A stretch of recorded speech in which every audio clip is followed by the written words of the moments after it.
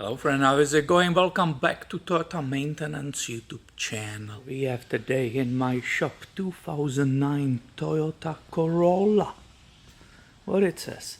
LE right here. And she's not being pampered. She's in pretty rough shape. As we can see. Has only 106,000 miles, so low miles, but I guess it's being just used, not really maintained inside, which is fine. Some people buy vehicles for that and they just run them to the ground.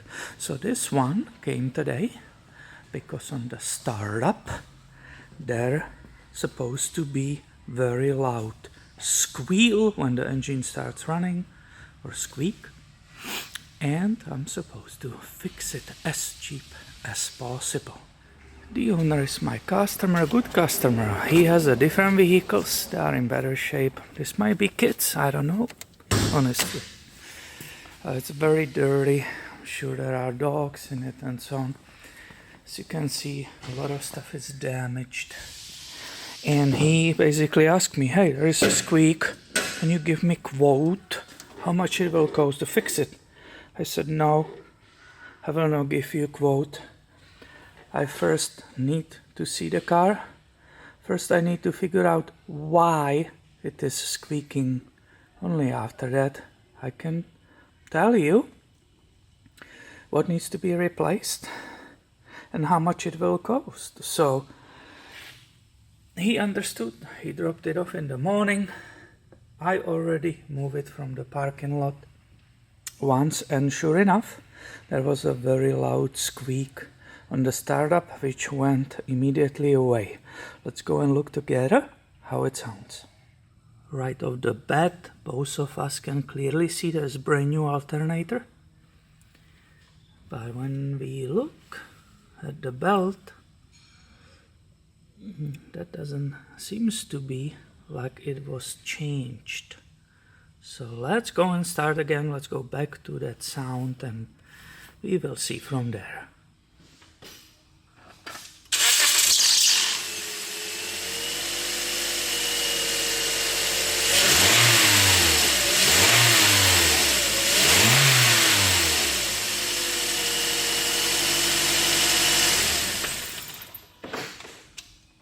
So what do you think? You heard it, you saw the engine. What needs to be fixed? Where is the problem? For us to be able to see more, I moved that cover on the side. Simply you pull it up and we can look what we see here. So the belt is Gates Micro V. Hopefully you can read it. And on this side, right, we see some kind of wear on it on the outside. But that's not the most important part of it. What's important is the ribs. So this AC hose, it's in the way. But if you look down there when we move the light, do you see that area with those stripes, if I can say? I will move the light again. This is not easy to film, but we will manage it. So again, do you see on those? These will make a noise if they are old, if they are dried out, if they are full of dirt, or if they are cracked. And you will see that crack exactly when it's running over that water pump pulley, and I don't see any of that. I'm not sure who replaced the alternator. If they offered to replace the belt, how the belt is old, I cannot tell. But I don't see any problems with the water pump, like a leakage. So far, what I'm looking around here, everything seems to be pretty cool, except again, the vehicle looks in really rough shape and so on. But if you look with me, do you see what I see? This engine on this front cover, that's a timing chain cover, where the water pump and alternator is.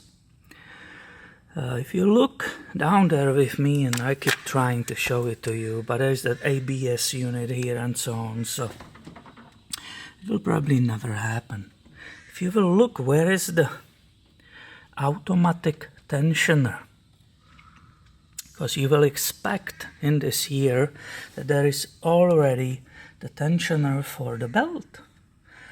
But it's not.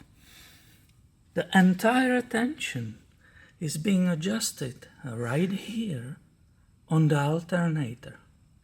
So because we don't have automatic tensioner, we have to immediately, without replacing the belt and buying a bunch of parts, we need to check the tension. So I will sneak my hand there and pull on the belt. And I don't know how to show it to you, but that belt is super loose. Not everything can be filmed to every single detail, but look, if you follow the ratchet, you will see the socket down there. That's where the bolt is. It's the pivoting bolt for this whole alternator. Also, there should be a cap here, because you have a positive direct from the battery right here, so it should be covered if somebody's working around. It got lost apparently, obviously, when the alternator was replaced. So I will loosen this 14. I will not unscrew it completely, just loosen it, so we don't have a tension on that alternator, and then we will use this mechanism, this bolt. It will be 12, I'm guessing, and we will put more tension on that belt. Let me show you maybe different way how much it is flexing. Here we go. I will grab, this is an old breaker bar and it's not sharp, so I will not damage the belt. And look, I hope you can see it. Look how much, how loose it is, right? How it's flexing down. So that's way too much, and this is what we are getting rid of, adjusting it.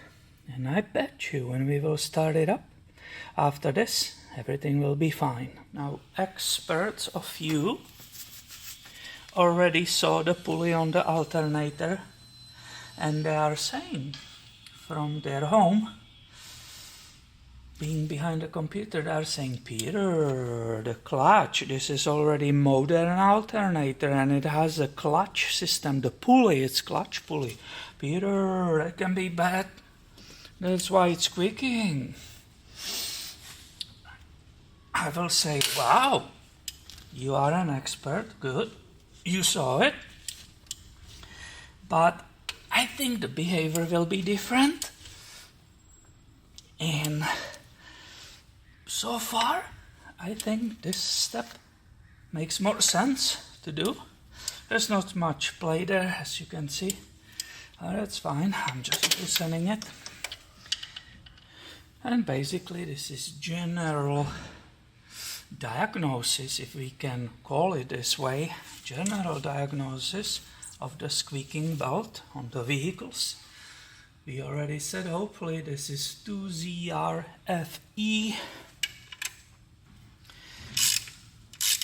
and we will see what we can do with it. So I will be testing that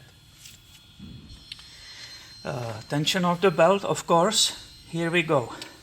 This is 12 as we mentioned, but also this bolt is tight on the tensioner assembly, so this must be loosened. I hope you see it. Do you see it correctly? Is the light in your way? I'm just talking too much, trying to say everything, report on everything, and I forgot. So there is a secondary bolt. The pivoting, it's on the bottom. This just holds it, so it doesn't unscrew here. while the engine is vibrating, this is what needs to be tight. Obviously, only after I loosen the top one right here, we can finally start using the tensioner. Because if I didn't do that, I will strip this adjusting screw. Bolt. It's a bolt, not screw, Peter. And basically the alternator is being pulled towards to the radiator, towards to the front. Therefore, there will be more and more tension on that belt. If you do it yourself, if you have the same problem, please don't go nuts. You could rip that belt in the pieces when it will start, but if you put also too much tension and not to the point ripping the belt, you will put too much pressure on the water pump, you will put too much pressure on the bearing of the alternator and so on, and you could cause premature wear of those items. So this there could be purchased the gauges for the belt tension. There's no space to put it there anyway, so we as a technicians, we will go by the feel. Oh yeah, the belt is way harder to push from its straight position down. I think I'm there. And again, you should rather stop sooner, start it up and see if it went away, then keep yanking on it and making it unbelievably tight, and then it will break later. So we will stop. I will secure this bolt, the holding bolt. I will still leave the one which is on the bottom. The pivoting can be loose for just a startup, and see if we have achieved any difference. Let's go and see if I can show you how the belt is flexing right now. I think we can manage that. So you saw me pushing on it before, and it was very easy using this old breaker bar. It was very easy to push it down. Now it doesn't really want to go down. This is only millimeters and not like a... Before it was like a 12 millimeters. Now it's maybe with the comparable push force, I think it's going 2 or 3 millimeters instead of like 12 before. Let's see. Let's see if it was enough or not.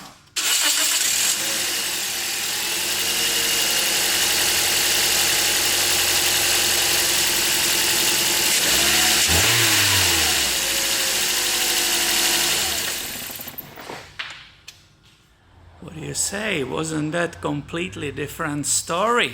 No more squealing, squeaking. Everything's fine, and we didn't even have to replace any parts. So now I better don't forget, while I'm filming, I better don't forget to tie that pivoting 14 millimeter, correct? Thank you for reminding me. And now what just happened here? Are we supposed to blame somebody for not doing their job, or what do you think? Well, I don't think so. I will not say some mechanic did a bad job or anything like that. That belt is made of rubber. There will be some strong fibers in it. It can be Kevlar or something inside, but in general they will stretch. The belts stretch, and if somebody replaced this alternator, they put a tension and it was not squealing when they installed that, but within a month or two, sure, it could develop the squeak. I will not blame the mechanic who did alternator.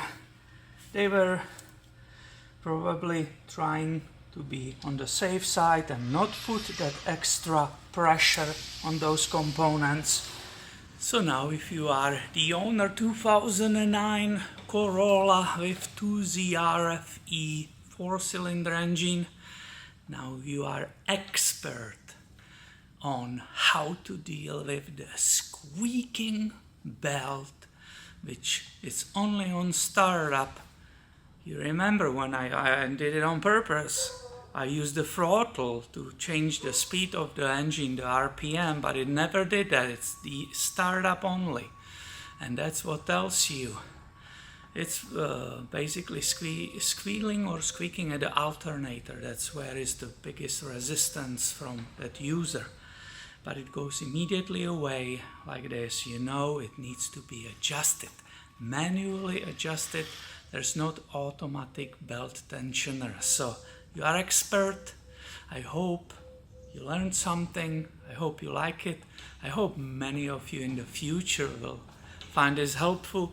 If you liked it, please give it a thumb up and stay tuned. I have way more coming your way soon. I will catch you later, alligator.